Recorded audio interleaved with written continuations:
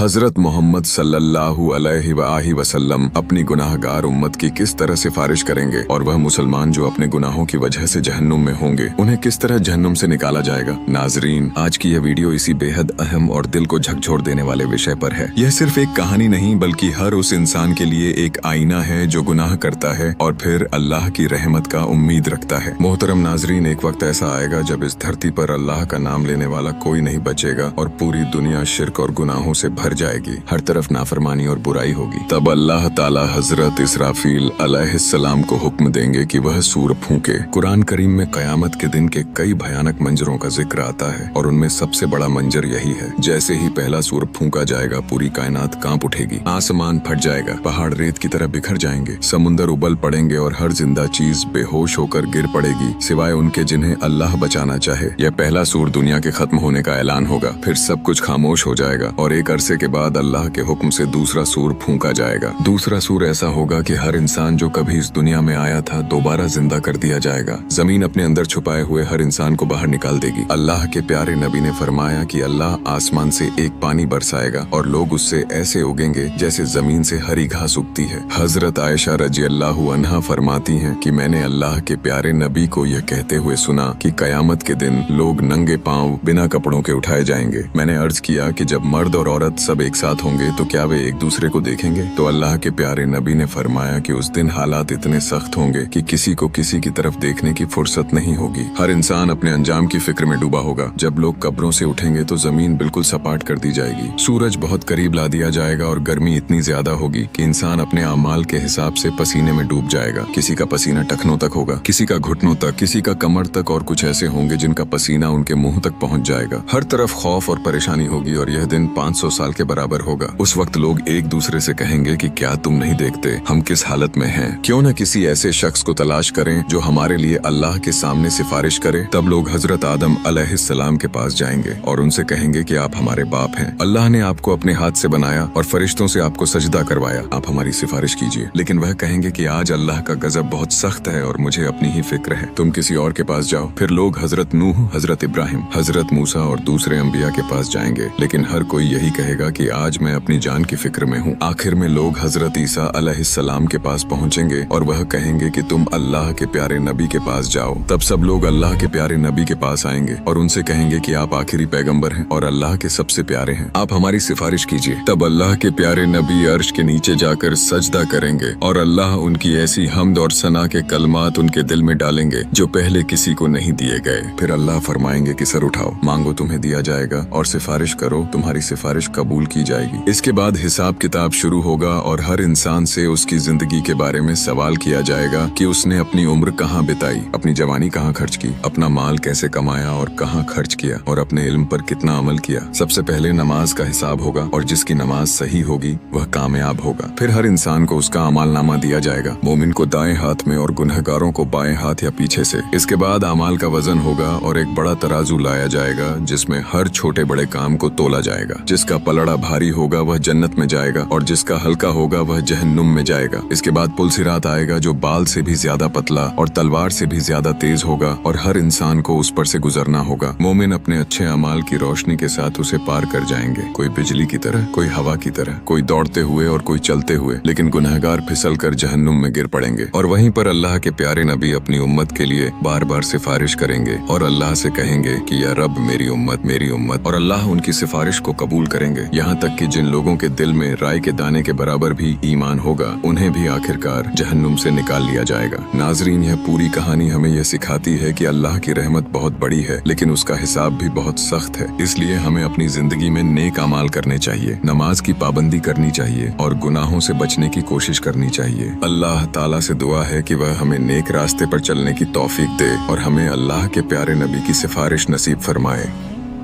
अगर आपको ये कहानी पसंद आई हो तो वीडियो को लाइक करें, शेयर करें और ऐसे ही इस्लामिक वीडियो देखने के लिए चैनल को सब्सक्राइब करें। और अगर आप फेसबुक पर देख रहे हो तो इस पेज को फॉलो कर लेना।